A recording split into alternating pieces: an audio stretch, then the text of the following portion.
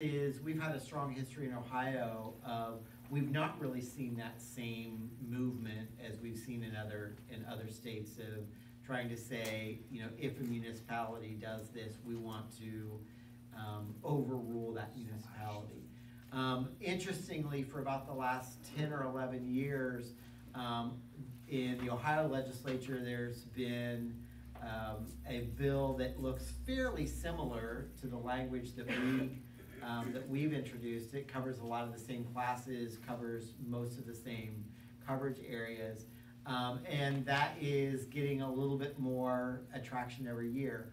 One of the conversations that we had as a city and that we had as a CRC early on in this process was, do we want to either wait for that to happen at the state level, or do we want to put our energy around getting that to happen at the state level? And I think in many ways, this is an effort towards getting it to happen at the state level. But we didn't feel like it was right to wait. And one reason it wasn't right to wait is because, again, we've made this a very Worthington-focused conversation. So it's that concept of, regardless of what the state of Ohio is willing to do, and regardless of how much the state of Ohio is willing to protect you, we are willing to protect you in the city of Worthington, and that's a really strong message. The other piece, and kind of the last piece on that I think is a bit of a windfall for us in a way of thinking about this, is we have a brand new governor. One of the things that our brand new governor did on his very first day in office was issue what the state's non-discrimination ordinance was for its own employees.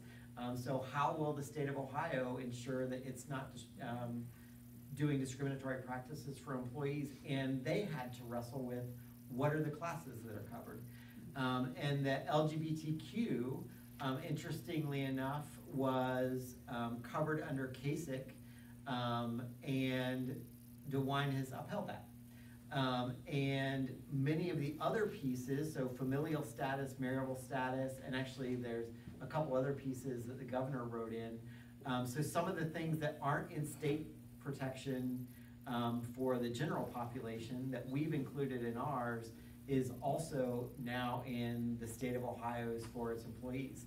So again, it's interesting that in some ways you think about it as being different than the state of Ohio practices, but in many ways this is